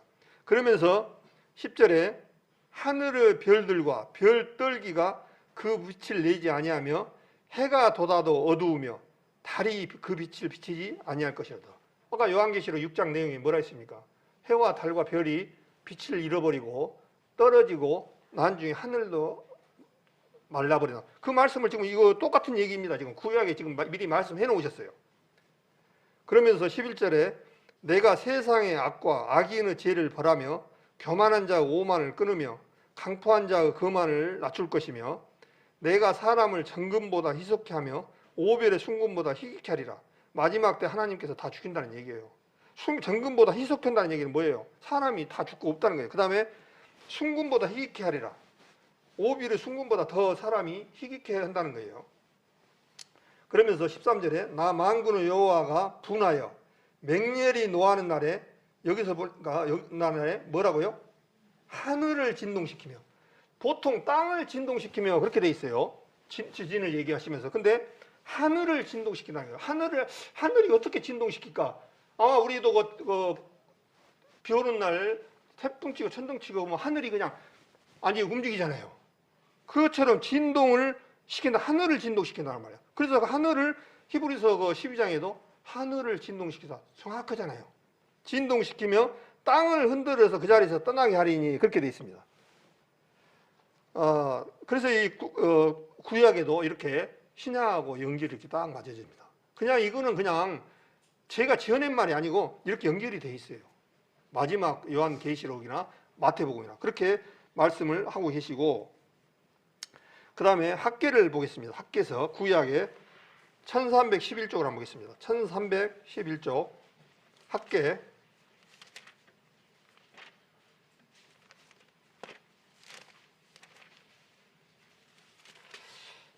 1311쪽 학계의 2장 6절을 보겠습니다. 학계서 2장 6절 읽겠습니다. 모르시면 페이지로 찾으십시오. 1311페이지. 나 만군의 여호와가 말하노라. 조금 있으면 내가 하늘과 땅과 바다와 육지를 뭐라고요? 진동시킨 거야. 땅과 바다와 육지만 진동시킨 게 아니라 하늘을 먼저 진동시킨다는 거예요. 진동시키고 땅과 바다를 육지를 진동시킨다는 거죠. 왜 진동을 시킬까요?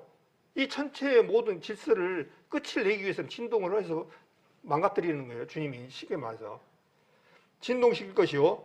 또한 만국을 진동시킬 것이며, 만국이라는 것은 어느 한 부분만 말하는 게 아니라 모든 나라를 진동시켜서 다 망하게 건다는 거예요. 그러면서 만국의 보배가 이르니, 만국의 보배가 누구냐니까? 보배가 누구냐니까? 예수님입니다. 만국의 보배가 이르니 내가 영광으로 이전에 충만케 하리라 만군의 여호와의 말이니라. 그렇게 말씀하셨습니다. 8절에 은도 내 것이요 금도 내 것이니라 만군의 여호와의 말이니라. 이 전의 나중 영광이 이 전 영광보다 크리라 만군의 여호와의 말이니라. 내가 이것에 평강을 주리라 만군의 여호와의 말이니라. 여기서 보니까 9절에 이 전의 나중 영광이, 이 전이라는 부분은 여러 가지 얘기할 수가 있습니다. 처음에 주님께서 성막을 통해서 하나님이 임재를 하셨고, 성막에서 성전을 통해서 임재를 하셨습니다. 근데 이제 성전을 떠나시고 하나님께서 어떻습니까? 우리 심령 안에 오셨잖아요. 그래서 성전, 예루살렘 성전을 다 무너뜨리시고 이제 우리 어디로 찾아오셨냐니까? 우리 심령에 찾아오셨습니다. 그러면서 이전 영광보다 크리라 그랬습니다. 이제 그래서 옛날 구약 때 그런 성전에서 그 모습보다 시온성 곧 새 예루살렘 그 성이 영광이 더 크다는 거예요. 그때는 하나의 그림자였습니다. 진짜는 예루살렘 성, 시온성인 예루살렘 성을 새하늘과 새 땅 그 성을 주시기 위해서 하나의 그의 모형의 그림자였고 하나의 단계였습니다. 그래서 1차 때 줬던 성막과 성전의 그 모습도 은혜를 입었는데 그때도 은혜였어요. 은혜잖아요. 옛날 구약 때 소나 양으로 통해서 사함을 받아서 하나님으로부터 멸망을 받지 않고 그런 것이 얼마나 좋았습니까? 그런데 그것도 은혜인데 요한복음 1장에 보면은 은혜 위에 은혜를 그렇게 말씀했어요. 그래서 옛날 구약 때 그 제사법도 은혜로운데 두 번째 제사법인 주님께서 완전히 십자가상에서 오셔서 우리를 대속한 그것은 더 큰 은혜라는 거예요. 그 얘기입니다. 지금 그 얘기예요. 요한계시록에 보면, 요한복음에 보면은 그렇게 말씀을 그렇게 되어 있습니다. 은혜 위에 은혜라. 그것은 예수 그리스도를 설명을 지금 하고 있거든요. 그래서 예수 그리스도는 구약에 신약에 오실 그 부분들을 예표로 주셔서 신약에 와서 이루어 주셔서 그 은혜보다 더 큰 은혜라는 거예요. 네? 얼마나 감사합니까 정말. 그 다음에 요엘서를 보겠습니다. 요엘서는 1271페이지 1271페이지를 한번 보겠습니다. 요엘서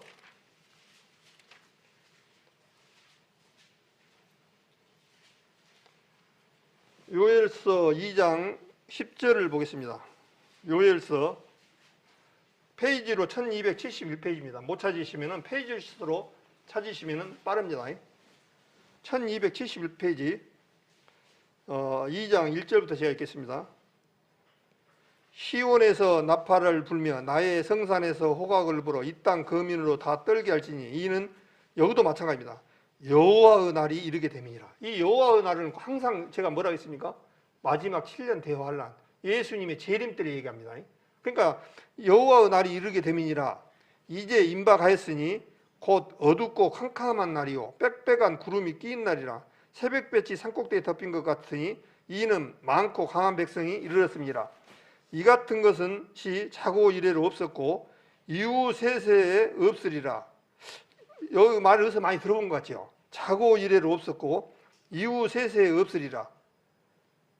마태복음 24장에 예수님이 이런 환란이 없었고 이후에도 없으리라. 그 내용입니다. 그 내용을 지금 요엘서를 예수님이 들어서 얘기했어요. 그래서 자고 이래로 없었고 이후 세계로 없으리라. 그 얘기를 지금 마태복음 24장을 들어서 얘기합니다. 그래서 10절에 보니까 2장 10절 그 앞에서 땅이 진동하며 하늘이 떨며 하늘이 떤다는 거예요. 일월이 캄캄하며 일월이라는 게 해와 달이 캄캄하며 별들이 빛을 거두도다. 그러면서 11절에 여호와께서 군대 소리를 발하시고 그 지는 힘이 크고 그 명령을 행하는 자는 강하니 여호와의 날이 크고 힘이 두렵도다. 앞으로 주님의 날은 힘이 두려운 날이에요. 이게 그냥 살기 좋은 그런 나라가 아니라 힘이 두려운 날이라는 거예요. 예, 너무너무 환난만 어려운 날만 기다리고 있어요. 지금 첩첩산중입니다. 기다리고 있습니다. 그래서 구원받고 뭐라 하냐, 들림을 받으라는 거예요. 들림을. 이런 환난이 오기 전에 들림을 받으라는 거예요. 그래서 여호와의 날이 오기 전에 주님 앞에, 여호와 앞에 서기를 간절히 바라고. 누가복음 12장을 한번 볼까요? 그게 12장인가 그 말씀이 있죠. 누가복음 12장인가 보면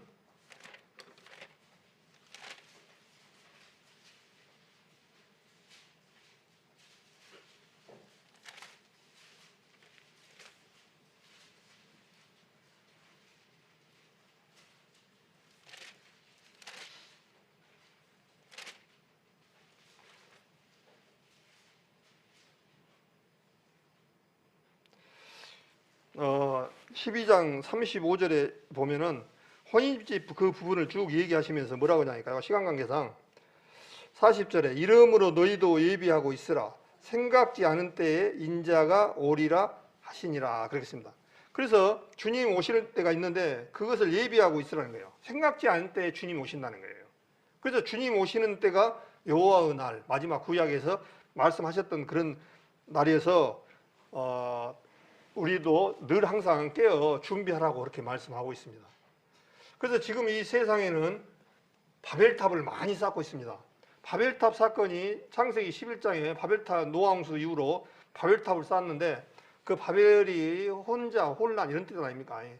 바벨탑이라는 부분은 니므롯이라는 사람이 하나님을 도전하기 위해서 이제 우리 노아홍수로 인해서 더 이상 물에 잠기지 않고 우리 스스로 살자 해서 탑을 깊게 쌓았는데 하늘에 꼭대기까지 쌓았다고 그랬어요. 그러니까 정확한 몇 미터인지 모르는데 그걸 주님께서 바람으로 날려버려서 지금도 이라크 땅에 가면 바벨탑이 있습니다. 그 흔적들이.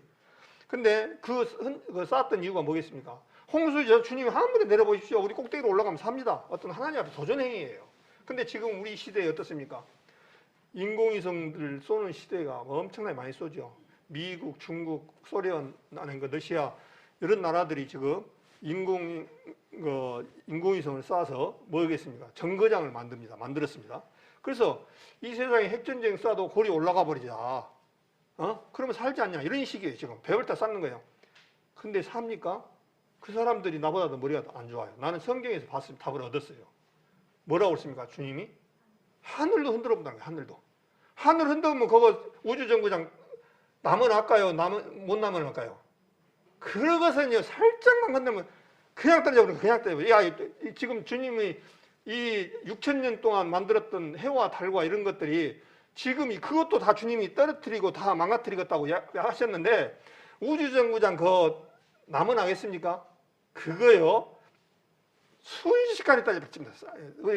되게나도 모릅니다. 근데 우리 사람들은 기술이 첨단 과학 기술이 발달했다고 계속 인공위성을 쏘아 올리고 한번 인공위성을 한번 쏘아 올리는데 뭐 몇십억인가 뭐 몇백억인가 돈을 주면 여행도 해주고 그런다고 그런 상품도 만들고 그런다는 거예요. 자꾸 그런다는 거예요. 그게 결국 뭐겠습니까? 이 세상에서 일어나는 모든 일들을 피해서 결국에는 살겠다는 거 바벨탑이나 마찬가지입니다. 오바댜에 보면 뭐냐면 그 오바댜는 에돔 사람들이 이 살았던 사람들인데 그 사람들이 요르단 이쪽으로 이 산 꼭대기 높은 데에 사는 사람들이에요. 그래가지고 뭐냐면 산 꼭대기에 살면서 너희들이 아무리 우리를 침공 한번 해봐라. 우리는 산 꼭대기에 살아서 멀쩡히 살 수 있다. 해서 그 사람들이 크게 큰 소리를 치는 거예요. 그러면서 별 사이 깃들일지라도 내가 너희를 끌어내리라라고 오바댜서의 말씀을 주님께서 말씀하셨어요. 그러니까 아무리 높은 데 거하고 아무리 인공위성을 쏘아서 거기에 산다 하더라도 주님이 거기서 끌어내려 버린다는 거예요. 네? 피할 수가 없어요. 주님 앞에 피할 수 있는 길은 우리가 구원받고 휴거되는 것 외에는 살아남을 길이 없습니다. 아무리 이 세상에 문명이 발달하고 해도 팔 수가 없어요. 그 답이 안 나옵니다. 그래서 오늘 요한계시록 요 6장을 쭉 보시면서 마지막에 이제 하나님의 진노가 떨어지니까 사람들이 얼마나 고통스러우니까 산과 바위에게 뭐라게, 이 산과 바위가 이르되 우리 위에 떨어져 보좌에 앉으신 자의 낯을 피해서 우리 위에 떨어져 버리라고 그렇게 말한 거예요. 어디서 죽기를 바라는 거예요. 죽기를 바라는 거. 예? 그래서 이 오늘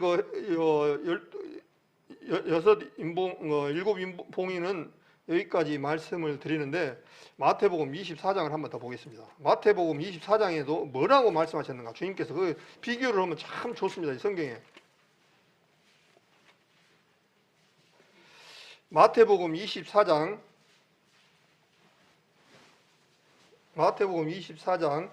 29절 보겠습니다. 29절에 보니까 그날 환난 후에 즉시 뭐라고 했어요? 해가 어두워지며 달이 빛을 내지 아니하며 별들이 하늘에서 떨어지며 하늘의 권능들이 흔들리리라. 그러면서 어떤 일이냐니까 그때의 인자의 징조가 하늘에서 보이겠고 그때 땅의 모든 족속들이 통곡하며 그들이 인자가 구름을 타고 능력과 큰 영광으로 오는 것을 보리라. 이렇게 되어 있습니다. 이 성경이 참 이 구약하고 신약하고 다 이렇게 맞아요. 너무 정확합니다. 그래서 아까 말한 대로 성경은 성경대로 풀어야지 오차가 없고 의식합니다. 그런데 저 이만희 저런 사람들은 성경을 성경으로 안 풉니다. 성경을 그냥 자기 인위적으로 그냥 막 아무 구절 갖다 붙여놓고 자기들이 14만 4천에서 그 안에 들어온 사람만 얘기한다고. 그 성경이 참 얼마나 이 우두는가를 봅니다. 14만 4천을 얘기를 하는 것 자체가요, 이 복음을 전혀 모른다는 거예요. 주님께서 다 이뤘다 하실 때 성막의 휘장이 위에서부터 아래까지 다 찢어버렸습니다. 옛날에는 주님의 지성소에 들어가려면 1년에 1차씩 대제사장 7월 10일 날 피를 가지고 대속물로 속죄를 했던 것이 구약입니다. 그러나 이제 그때는 휘장이 갈려져 있어서 피를 가지고 들어갔는데 지금은 휘장이 위에서부터 아래까지 찢어져 버려서 우리가 그 휘장 안으로 들어갈 큰 담력을 얻었다고 히브리서에 말씀하셨습니다. 예, 예수님이 우리를 죄를 완전히 해결했기 때문에 휘장에 들고 갈 필요가 없은 거예요. 예, 주님은 단번에 줘버렸기 때문에, 단번에 흘리셨기 때문에, 단 한 번, 두 번도 아니고 두 번 흘리면 큰일 나죠. 단번에 끝내버린 거예요. 그러니까 이제는 요한계시록 14만 4천 그 사람들을 유대인들 말하고 있는데 자기들이라고 이렇게 돼버리면 성경을 너무 몰라도 너무 모르는 사람들의 모습이다. 그런 생각을 해보고, 지금 우리 시대가 얼만큼 주님 앞에 가까이 왔는가, 주님이 오실 날이 가까웠는가. 주님이 제일 많이 하신 말씀이 구원 내용하고 두 번째로 많이 하신 말씀이 다시 오시겠다고 한 내용이에요. 성경에 이렇게 얘기를 보면. 성경학자들이 얘기에 구원 얘기가 제일 많고 그 다음에 두 번째가 다시 오시겠다고를 너무 잘 알잖아요. 318번을 약속하셨어요. 한 번만 약속해도 정확히 오시는데 318번을 내가 다시 온다. 올 때는 재림의 메시아로, 초림의 메시아에는 죄를 속죄하기 위해서 사람의 마리아를 배를 빌려서 오시겠다고, 처녀가 잉태하여 아들을 낳을 것이고 그 이름은 임마누엘을 오시는 그 분으로 오셨는데, 두 번째 오실 분은 심판자로 오십니다. 철창을 가지고 오신다 했어요. 철창. 세막대기로 가지고 온다는 거예요. 마지막 때는 인정사정 없이 이제 구원받지 못한 분들은 이 세상에 살아가지 없을 정도로 휘장을 휘두르는데 그 일곱 인이 떨어질 때마다 어떤 일이 있었습니까? 고통밖에 없잖아요. 고통. 그럼 우리도 구원받은 사람도 만약에 이 땅에 구원 안 받고 살아난다 하면 우리도 못 살아갑니다. 근데 피할 길을 주셔서 어떤 일이냐니까 휴거를 먼저 또 피할 길을 해주셨으니까 얼마나 감사한지 모릅니다. 그래서 우리가 성도님들 모두가 다 정말 이런 때일수록 정말 하나님 앞에 깨어있어 살아가야 돼요. 지금 굉장히 어떻게 보면 신앙생활을 하기 핑계대기 좋은 시절입니다. 이 코로나 때문에 아니 모이라고 하니까 뭐 오늘은 이번 주는 몇 명, 다음 주는 몇 명 이렇게 하니까 참 편해요. 아유 이번에 모이지 말라고 했으니까 안 가도 되겠다. 그런 불로 편안한 부분을 가질 때가 있습니다. 근데 그렇게 생각하면 안 돼요. 우리는 이제 죽어도 오늘 밤에 죽어도요. 오늘 네가 나와 함께 낙원이라 했던 것처럼 오늘 가는 순간 우리는 천국에 가버립니다. 낙원에 가버린 거예요. 그 낙원에는 정말 이 거지와 나사로의 그 모습을 봤잖아요. 그 부자는 평생을 이 호화롭게 살았던 사람인데 하나님을 안 믿었어요. 근데 거지 나사로는 이 세상에서 얼마나 어렵게 살았으면 그 부자가 줘야 먹고 살 수 있는 그런 것을 먹고 살았던 사람이에요. 그러나 그거 안에는 소망이 있었어요. 나사로는. 주님 오실 때 둘 다 죽어서 갔는데 한 사람은 저 낙원에 가서 떨어졌고 하나는 음부에 떨어졌는데 낙원에서는 아브라함 품에서 너무나 살기 이 편한 그야말로 천국의 모습입니다. 그러나 음부에 떨어진 나사로는 아니고 부자는 어떻습니까? 얼마나 고통스러웠으면은 이 손가락 끝에 물 한 방울 찍어서 나를 살려달라고 그랬을까요? 아마 그 사람도 양심이 있었던 거예요. 물 한 컵 주라고 그러지 않고 손가락 끝에 물을 한번 찍어달라고 그랬을까요? 그러면서 부자한테 너는 살았을 때 먹을 것과 호화로이 살고 넘치게 살았던 것을 생각해봐라. 그러나 나사로는 너무나 어렵게 사는 가운데도 하나님을 섬김으로 말미암아 여기 있다. 그러나 너와 사이에는 큰 구렁이 끼어 있어. 거기서 올 수 없고 갈 수도 없다. 그래서 우리가 제일 이것이 너무 크단 말입니다. 이게 한번 딱 죽어버리면은 이제 끝이에요. 부모 간에, 자식 간에, 형제 간에, 사촌 간에 이제 그 구렁에서 여기 올 수 없고 갈 수가 없어. 그러니 한번 기회를 딱 주면 좋겠는데 기회를 안 줬어. 이제 기회는 한번 딱 죽어가지고 천국과 낙원에 가버리면 끝이 없단 말입니다. 근데 못 보는 것도 힘들지만 우리 구원받은 사람끼리는 거기서 보지만은 구원받지 못한 사람들은 제일로 뭐냐니까 너무너무 고통을 세세토록 고통받는 것에 거한단 말입니다. 그래서 저 일제시대 때 신사참배를 거부하고 했던 사람들도 잠깐 이 시간에 좀 고통스러우더라도 참고 그냥 하나님을 거부하지 않고 사는 것이 인가하고 앞으로 영원히 살 거하고 비교하면 아무것도 아니다. 그래서 우리 주님께서 우리 연수가 70이요 강건하면 80이라도 신속히 가니 날아가나이다 그랬잖아요. 우리 인생 70, 80은 금방 가버려요. 그러나 모세를 한번 봐보십시오. 모세를 또 믿음의 장 모세를 얘기를 했잖아요. 모세는 가만히 주님을 등지고 살면서 애굽의 왕권을 이어받을 수 있는 그런 좋은 찬스가 있었습니다. 애굽의 모든 보화를 자기 걸로 받을 수 있었어요.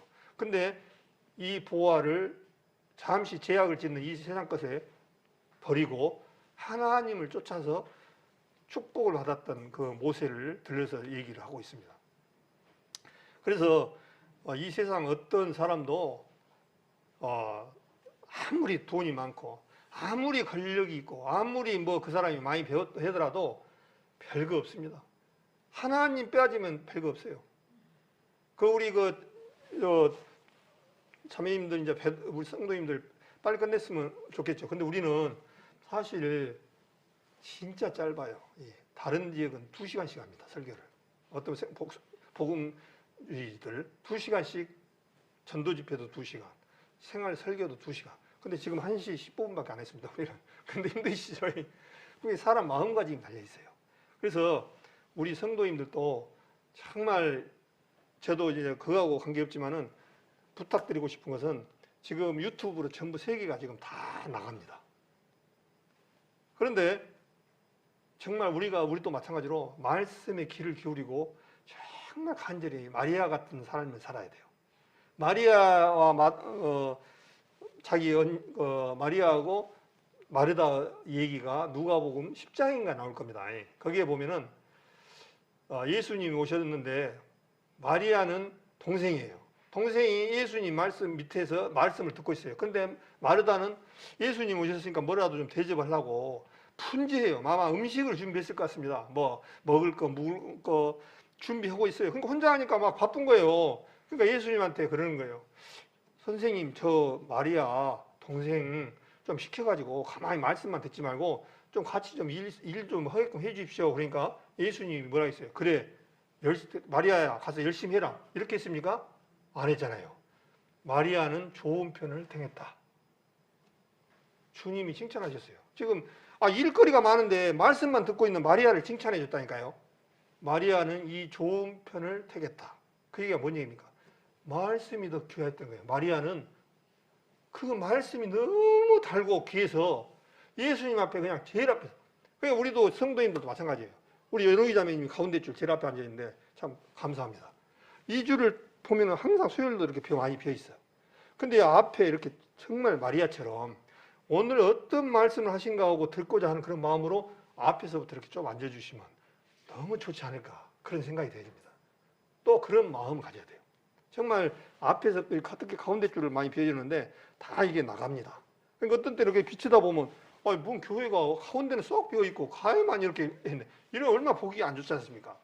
또 사도행전 20장인가 보면 그 사도 바울이 말씀을 밤새도록 하다 보니까 너무 늦게까지 말씀을 하다 보니까 창틀에 걸터 앉아서 떨어져 죽은 사람이 하나 나오죠. 갑자기 생각이 안 나네요. 저도 이름이 누구더라? 사도행전 20장인가 보면 나오는데 이름을 갑자기 저도 생각이 안 나버리네요. 유두고네, 유두고. 갑자기 생각이 안 납니다. 이 유두고라는 사람이 마음의 자세가 딱 나와요. 왜 성경에 이 말씀을 사도행전에 넣어놨을까? 그래서 유두고라고 그 뜻이 뭔가 봤더니 행운, 운이 좋은 자라는 뜻이더라고요. 참 성경에 보면요. 이름하고 너무. 근데 이 사람 유두고가 창문에 걸터 앉아갖고 말씀을 들었어요. 얼마나 한번 생각해 보십시오. 창문에 걸터 앉아갖고 그냥 끄덕끄덕하면서 뭐냐니까 말씀을 잘 들었다고 나오던가요? 안 들었다고 나오던가요? 깊이 잠들며 그러세요. 말씀을 사도 바울이 열심히 하고 있는데 잠을 들어갖고는 그냥 깊이 꾹꾹 주는 거예요. 창문틀에 앉아갖고.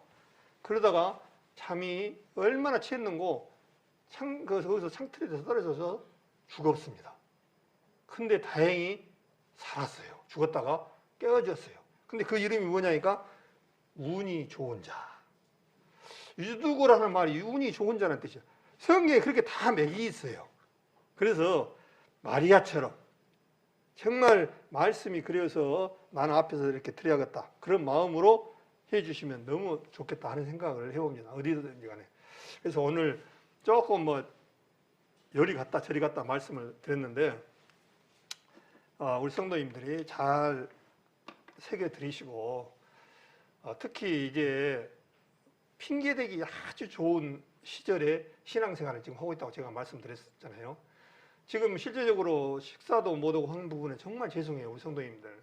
그런데 이게 이제 또 너무 이게 보통 다 어디서 걸리냐니까 식사하는 데서 이게 옮긴단 말입니다. 왜냐하면 식사를 하면 무엇을 해야 되죠? 마스크를 벗어야 되잖아요. 마스크를 벗으면 걸리는 것이 맞아요. 그러다 보니까 음식을 또 찍어요, 같이. 김치를 찍고 또 다른 사람이 거기를 찍고 하다 보면 제일로 위험성이 많은 것이 이 식사하는 데서 많이 걸려요. 부산교회 우리 이상진 전도사 광양교회 거기도 어디서 걸리냐니까 밥을 먹다가 걸렸거든. 밥 먹다가. 그러다 보니까 우리 성도님들 식사를 같이 이렇게 못 오고 하다 보니까 참 죄송하고 좀 안타까워요. 그래서 또 구역모임도 마찬가지예요. 구역모임도 혹은 지금 구역모임도 해야 되는데 지금 좀 이제 더 심해지지 않으면 구역모임도 해야 되고 구역모임 하면 음식도 해야 돼, 마스크를 벗고 먹어야 되니까.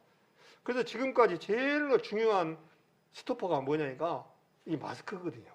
이 원시적이고 참 불편한 거지만 그나마 지금 우리가 살고 있는 것 중에 제일 완벽한 것이 이 마스크랍니다.